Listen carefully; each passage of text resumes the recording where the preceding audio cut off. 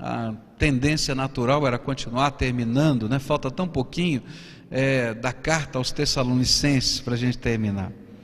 Mas Deus colocou no meu coração o desejo de a gente meditar na palavra de Deus e em algo que tem a ver com esse novo momento que a gente está vivendo, votando o novo estatuto, regimento interno, essas coisas todas. Porque começamos um novo momento na vida da igreja.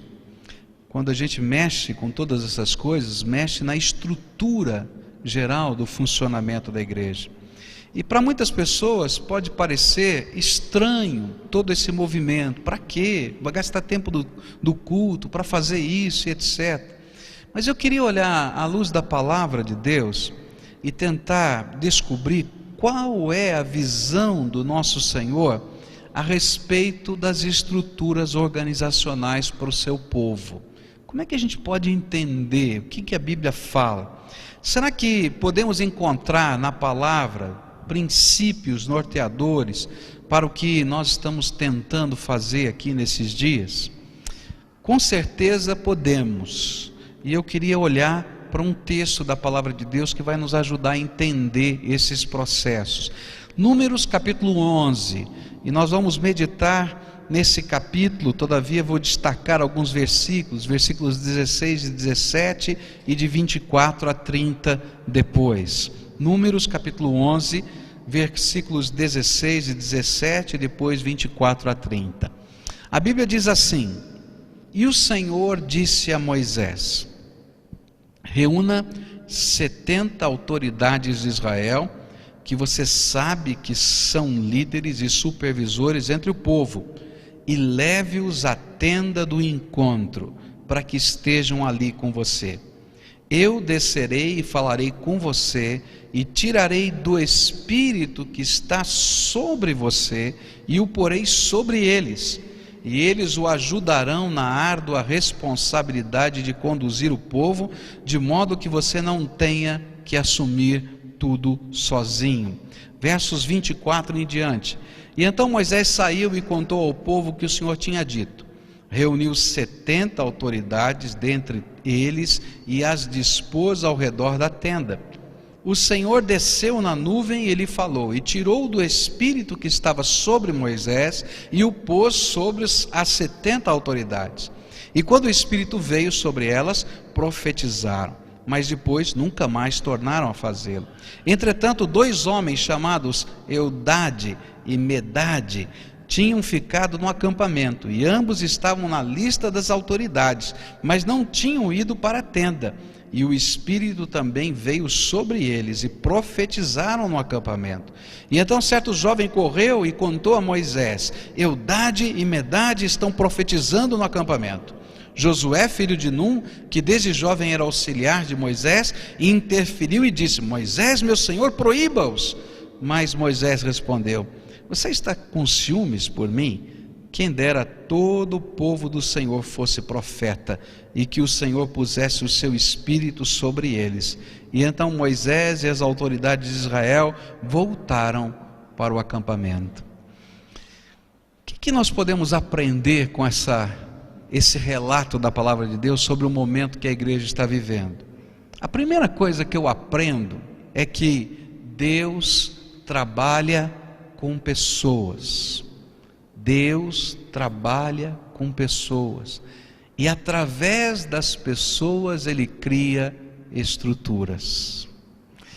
É muito interessante isso que a Bíblia está dizendo. No momento em que Deus vai criar uma estrutura, Ele antes diz: separa pessoas, escolhe pessoas, eu vou ungir com o meu Espírito estas pessoas. E é interessante que, se você estuda a palavra de Deus nesse período, você vai encontrar que várias estruturas diferentes aconteceram. Essa dos 70 estava lá em Números. Nós vamos encontrar dos líderes de 1000, líderes de 100, líderes de 10, que vai estar lá em Êxodo 18. Nós vamos encontrar os 250 líderes que estavam sendo comandados por Corá em outro momento. Então a ideia que a Bíblia nos dá é que as estruturas são mutáveis. As estruturas, elas passam, mas Deus continua trabalhando através de pessoas. Ele escolhe gente para fazer diferença na sua história, no seu contexto, no lugar em que Deus está trabalhando com o seu povo. E o principal é que pessoas cheias do Espírito Santo possam se dispor a servir, usando as estruturas como instrumentos do propósito divino, e não fins em si mesmas. As estruturas são mutáveis, não são fins em si mesmos, mas Deus continua usando pessoas. E as estruturas nunca são, no propósito de Deus, mecanismos de poder, são veículos pelos quais Deus vai usar as pessoas. Então, para que a gente está dizendo isso? Estamos mudando a estrutura. Talvez não funcionasse assim o ano passado, há 10 anos ou 15 anos, e talvez tenhamos que mudar, como já mudamos há 16 anos atrás, quando nós fizemos uma reforma de estatuto e regimento interno, e agora tivemos que refazê-la, porque o jeito de ser igreja mudou, aumentou, tem mais de uns 650 e tantos ministérios. Como é que a gente põe um ministério dentro dessa estrutura? A gente diz, não sei, está todo mundo pendurado aqui, a gente não sabe o que fazer com eles, então a estrutura tem que mudar. Mas Deus continua usando pessoas cheias do Espírito Santo. É assim que Ele vai sempre continuar trabalhando. Por isso, eu quero dizer para você que no dia 4 de março, nós vamos ter uma grande reunião de líderes da igreja. Se você é líder em alguma área, o que é líder? Você ministra numa célula, se você é professor da escola bíblica, se você é líder de um ministério, você, enfim, está desenvolvendo alguma coisa. Nós emitimos 750 cartas, convites para todos os líderes que a gente conseguiu lembrar, para que você pudesse participar conosco. Nós vamos falar sobre a nossa campanha de oração dos 40 dias e queremos que todos os ministérios estejam envolvidos. Se por acaso você é líder e não chegou a carta, Deus trabalha com líderes, com pessoas, você já está convocado. Eu estou convocando aqui do púlpito, tá? Esteja conosco naquele dia que nós vamos celebrar na presença de Deus, vamos sonhar um projeto de oração e vamos estar juntos naquele momento. Por quê? Porque Deus usa pessoas, as estruturas são só meios. Segunda coisa que a gente aprende na palavra de Deus: qual é a missão destas pessoas que Deus usa e que foram colocadas dentro das estruturas? Qual é a missão? Então, quando eu olho para a palavra de Deus, eu descubro que a missão das pessoas inseridas na estrutura é compartilhar com o pastor a tarefa de conduzir o povo. Olha só o que a Bíblia diz: e o Senhor disse a Moisés: reúna 70 autoridades de Israel, que você sabe que são líderes e supervisores entre o povo, leve-os à tenda do encontro para que estejam ali com você. Eu descerei e falarei com você, e tirarei do Espírito que está sobre você e o porei sobre eles. E eles o ajudarão na árdua responsabilidade de conduzir o povo, de modo que você não tenha que assumir tudo sozinho. Por que eu estou dizendo isso? Porque às vezes a gente tem uma ideia de que isso aqui é uma coisa material, e isso aqui é espiritual, e a gente faz uma separação, uma dicotomia. Então quem cuida da arrumação das cadeiras não está fazendo alguma coisa espiritual. Quem cuida da arrumação, da beleza aqui desse palco, para não ficar uma bagunça, por sinal melhorou muito, hein? Que era uma bagunça esse negócio, agora está bonito, viu? Está bem arrumadinho. Então olha, não é espiritual, é organizacional. Não, a Bíblia está dizendo o contrário. Tudo isso faz parte de um projeto de Deus. E era uma coisa tão séria, mas tão séria, que Deus mostrou a unção do seu Espírito na vida daqueles 70 homens, que estavam se unindo ao pastor daquele rebanho naquele momento, que era Moisés, para ajudá-lo a conduzir o povo, a conduzir diante dos propósitos de Deus, dos projetos de Deus. Então, é muito importante a gente entender que qualquer trabalho feito no reino de Deus é espiritual. E se não for trabalhado, visto como espiritual, vai ser confusão no meio do rebanho. Não é competência profissional que Deus está procurando, é disponibilidade de vida e enchimento do Espírito. É muito complicado, porque lá fora a gente está imaginando que a melhor pessoa vai ser a mais qualificada profissionalmente, mas aqui dentro a melhor pessoa é a mais dependente do Espírito Santo de Deus. Deus pode usar mais, e essa é a visão. Então qual é o propósito? É que essas pessoas que estão dentro da estrutura compartilhem com o pastor uma tarefa que Deus deu ao povo, colocou sobre os seus líderes: conduzir o povo ao propósito de Deus, à visão de Deus, ao sonho de Deus, ao lugar de Deus. E se a gente não trabalhar juntos nesse sentido, essa obra vai ser pesada demais.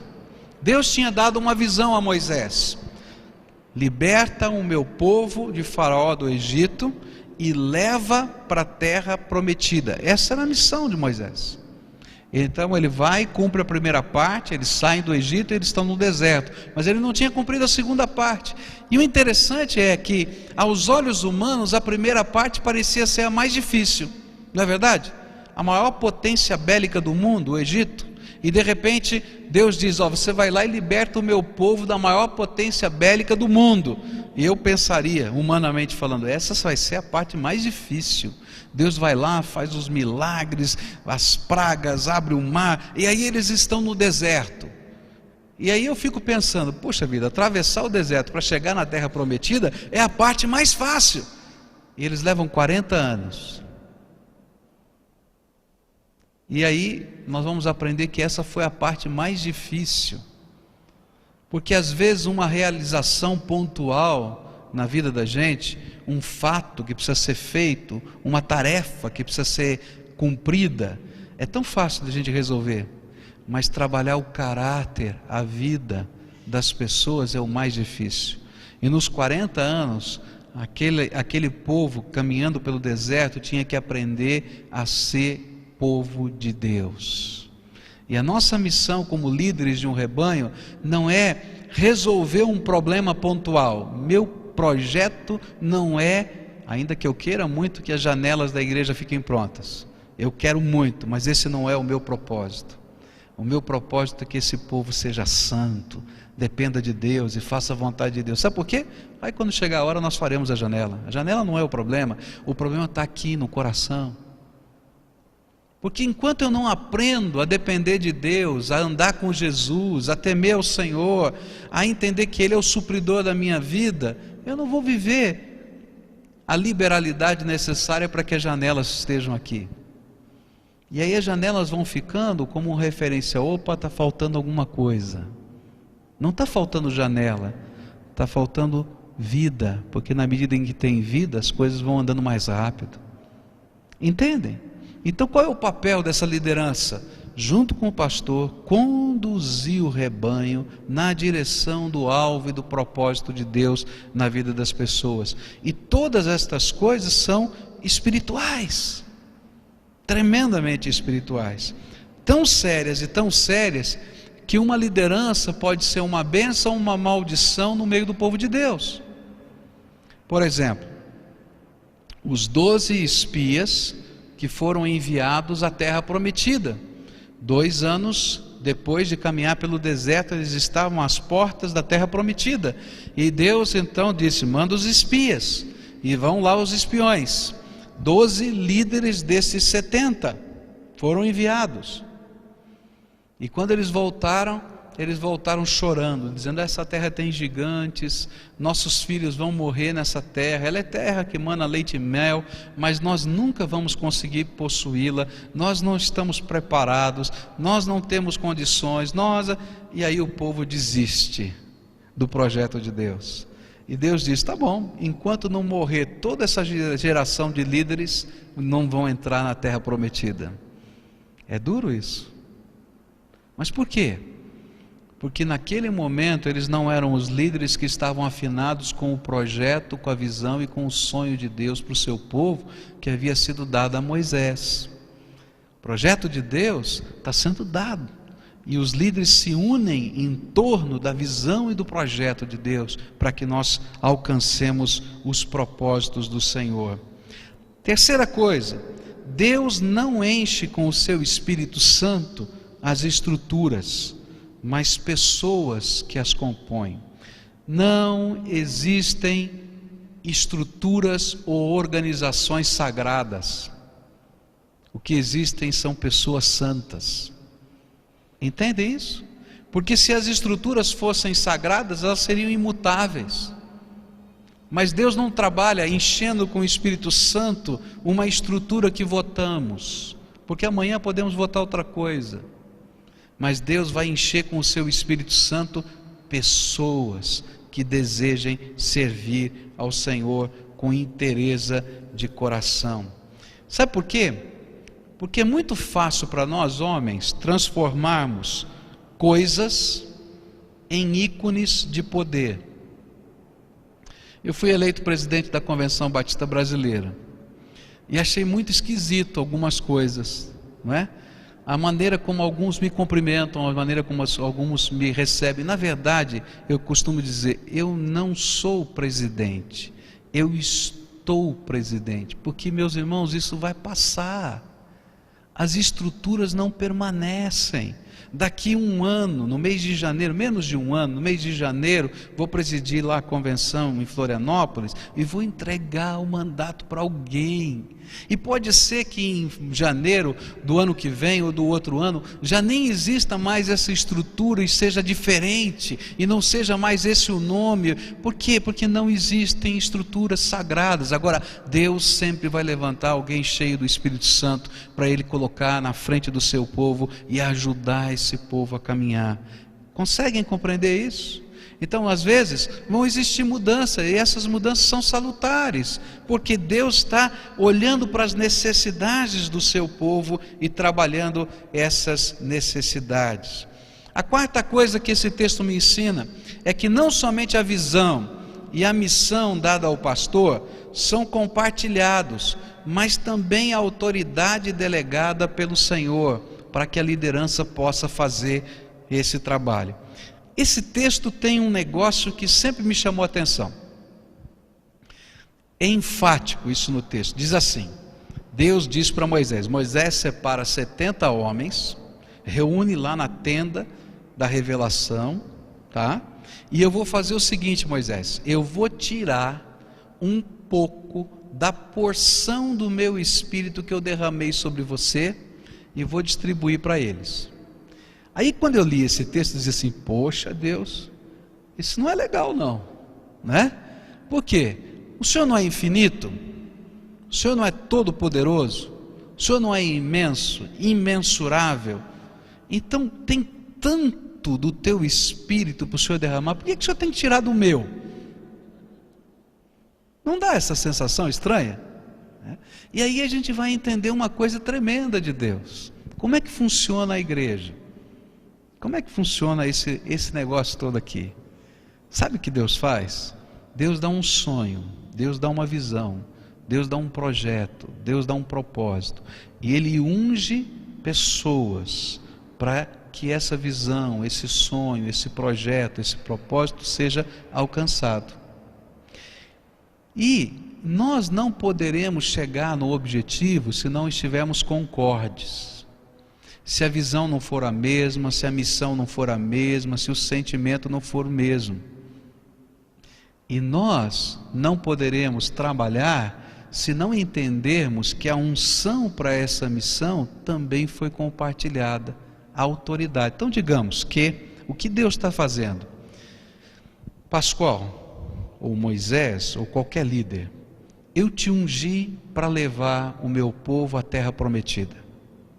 Essa é a tua missão, e eu te dei a unção.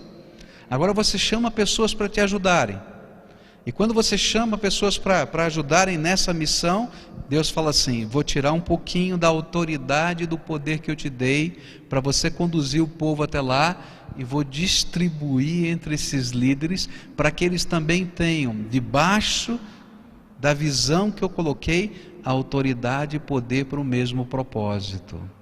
E aí eu vou aprender uma coisa: eu dependo desses líderes, porque um pedaço da unção que eu preciso para chegar lá foi para eles, e eles dependem da minha vida, e há uma interdependência para a gente poder chegar no projeto de Deus. E aí a gente vai entender o que é igreja. Porque se você tivesse só a tua unção, você estava levando o povo para um outro lugar, para uma outra missão e para uma outra visão. Mas nós estamos juntos, e eu dependo, porque Deus colocou, tirou alguma coisa que eu não tenho mais em mim e colocou em você. E se você não estiver andando junto comigo e eu com você, nós perdemos essa bênção.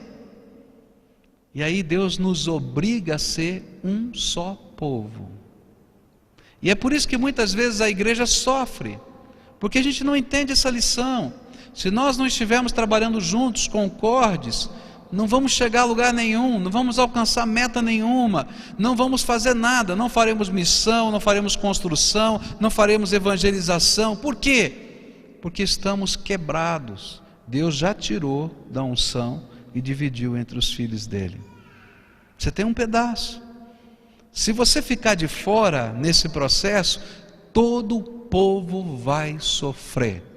Você fica pensando nisso, daí você vai entender por que 40 anos Deus teve que esperar aqueles líderes morrerem. Já pensou nisso? Deus diz isso, enquanto esse povo todo não morrer, vocês não vão chegar lá. Por quê?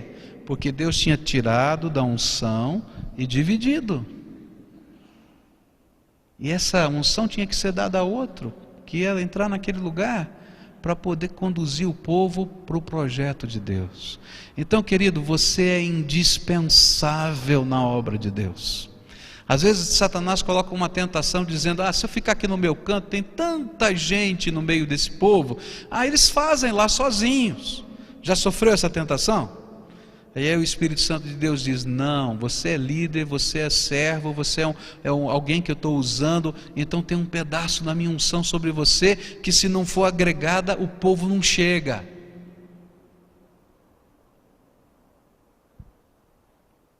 Quinta coisa que a palavra de Deus nos diz: o reconhecimento da autoridade não é consequência da existência de uma estrutura, mas é fruto da visualização do poder de Deus nos homens que a compõem. Meus irmãos, eu posso eleger 70 homens para qualquer estrutura e dizer, olha, nós delegamos de autoridade, mas eles não serão autoridade no povo, enquanto o povo de Deus não vê que eles são profetas de Deus, pessoas cheias do Espírito Santo. E é por isso que Deus diz, pega esses 70, leva lá para a tenda, eu vou derramar o meu Espírito. Eles começam a profetizar, a manifestar sinais da presença de Deus na sua vida, e o povo diz, olha, esses homens foram ungidos por Deus para essa tarefa. Liderança não é algo que se passa a alguém por decreto, é algo que se busca de Deus na unção do Espírito, e a gente vive no poder do Espírito, e Deus revela a nossa liderança. Eu me lembro, falei hoje, essa semana, com um pastor muito querido, foi meu mentor na minha juventude. Ele me ligou lá dos Estados Unidos, já velhinho, para conversar comigo, saudades da gente não conversar há muitos anos, e ele ligou lá na minha casa essa semana, e aí me fez lembrar algumas coisas. Eu me lembro de uma conversa que eu tive com esse homem. Eu estava indo para o ministério, ia ser pastor de uma igreja, a igreja que fui pastor, a igreja de Água Branca. Eu tinha nascido naquela igreja, eu fui criado naquela igreja, e as pessoas da igreja viram eu usar calça curta. Naquele meu tempo a gente usava calça curta, né? Eu usei muita calça curta, eles viram, não é? E aí eu estava preocupado, tinha 21 anos de idade, uma igreja com quase 50 anos de vida, e como é que seria ser pastor daquela igreja? E aquele homem, eu estava dirigindo o carro, ele estava do meu lado, melhor, ele estava dirigindo o carro, eu estava do lado dele, e ele então, fiz essa pergunta, como é que funciona? Ele disse assim, olha, pastor, você vai ter autoridade pastoral naquele rebanho, não porque você foi eleito pastor, Você vai ter autoridade pastoral naquele rebanho, não porque um grupo de homens impôs as mãos sobre você. Você vai ter autoridade no meio daquele rebanho, quando aquele rebanho ver em você que você é um homem de Deus. Quando eles perceberem que você é homem de Deus, você tem autoridade. Aí não importa se você tem 20, 18, 15, 21, quantos anos você tenha. As pessoas verão a unção do Espírito na tua vida. E aí a gente vai descobrir uma coisa: a pessoa cheia do Espírito Santo não precisa lutar pelo poder, não precisa lutar por influência. Ela simplesmente vive a unção de Deus e conduz pessoas a Deus e lidera pessoas para o propósito de Deus. Por quê? Porque ele foi revestido de graça para fazer isso. Deus quer levantar um rebanho inteiro de líderes, homens e mulheres cheios do Espírito Santo e que façam diferença. Se você for um homem ou uma mulher cheia do Espírito Santo, as pessoas vão reconhecer a autoridade do Espírito e vão caminhar junto com você.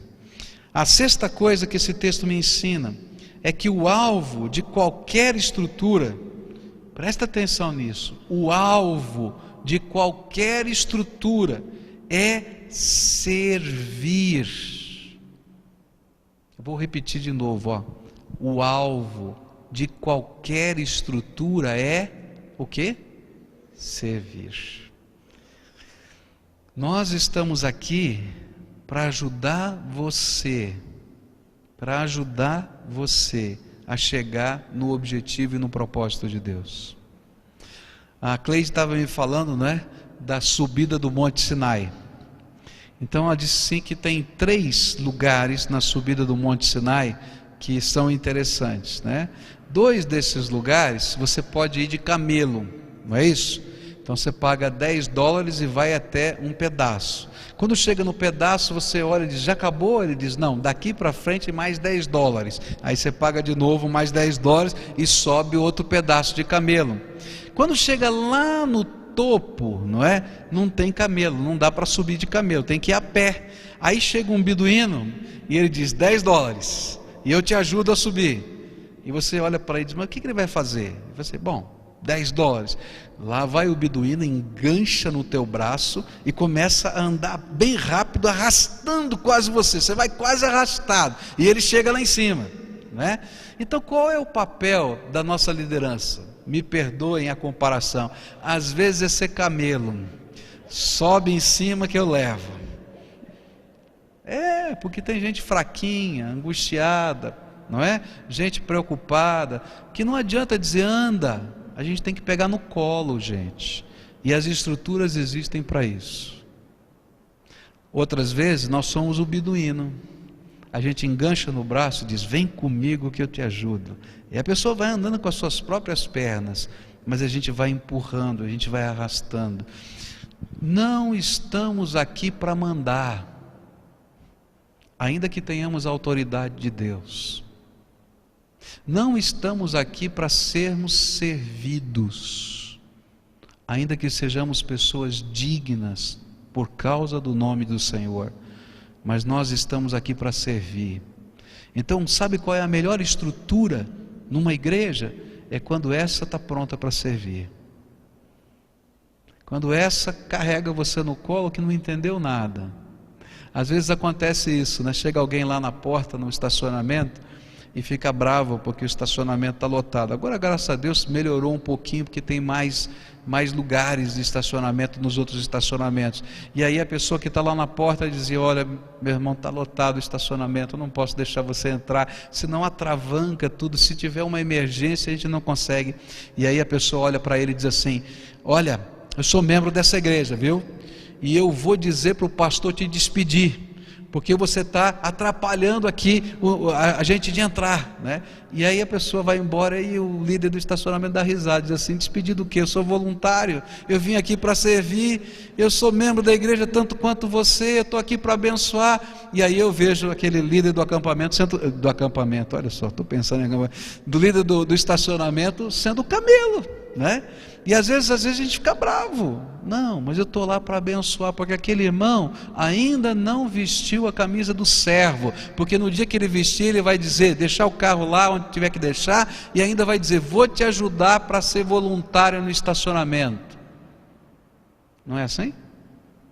Porque as estruturas existem para servir, não para mandar, não para dominar, não para oprimir, não para angustiar, mas para abençoar. Quando a gente olha para as estruturas desse mundo, a gente vê por que o mundo está falido.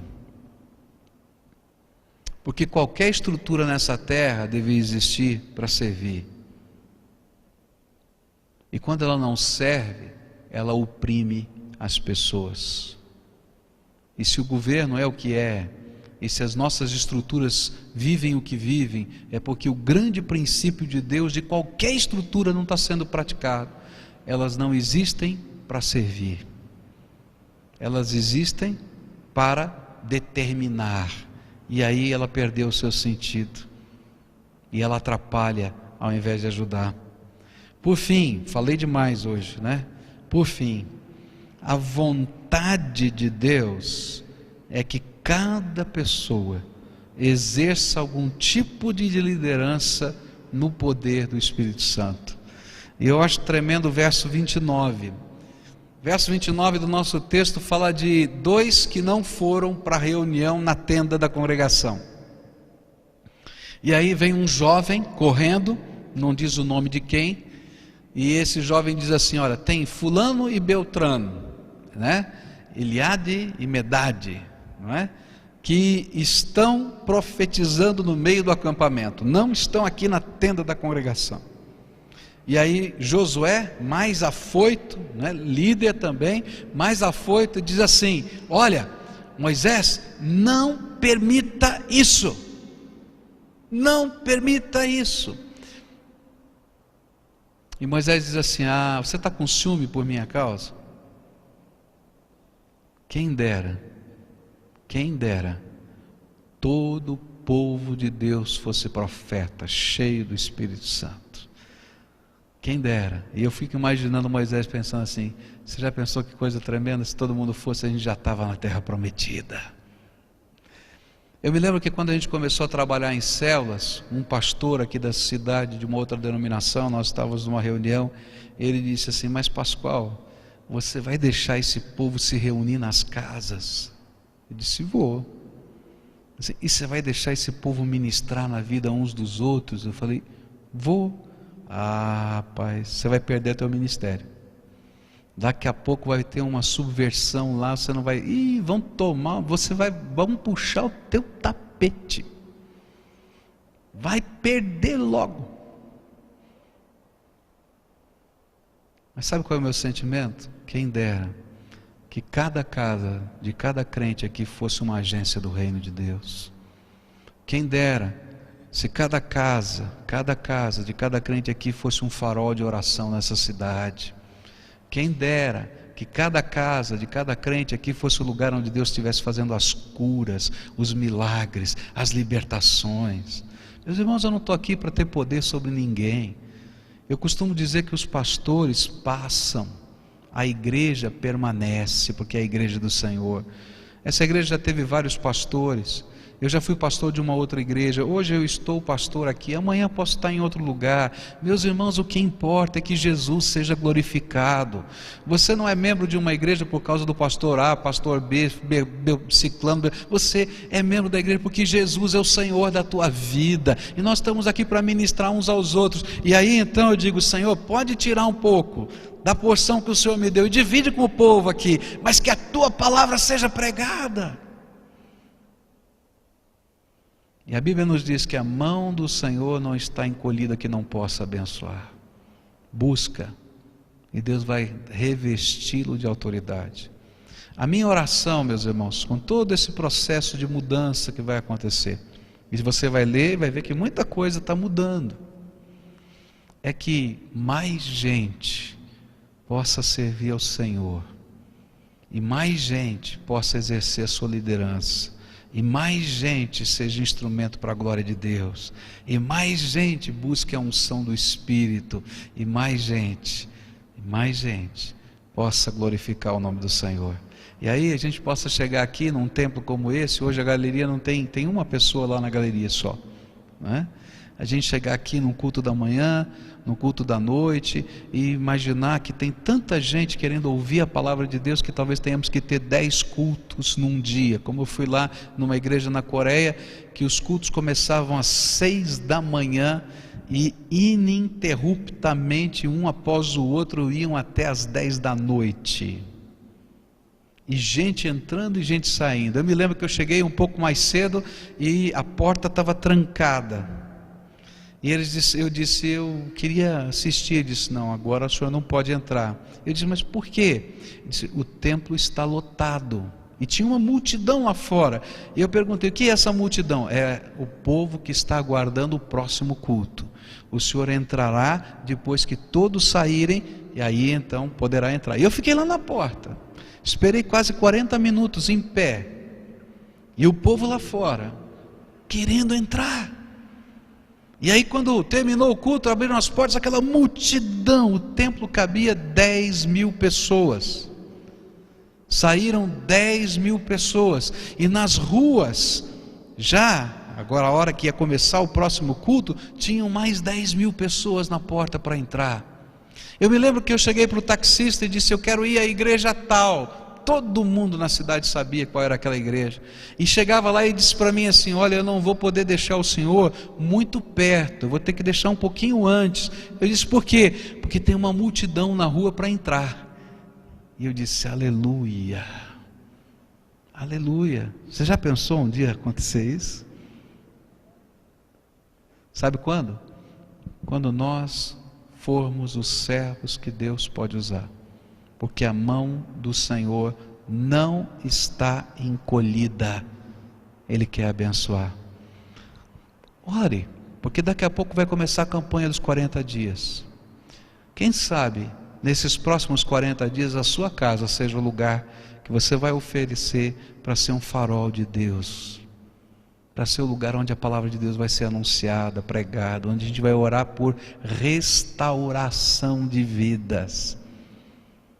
Pensa nisso. Por que não? Por que não? E olha, por favor, não vai me dizer que o teu sofá está rasgado ou que a tua cortina não foi colocada.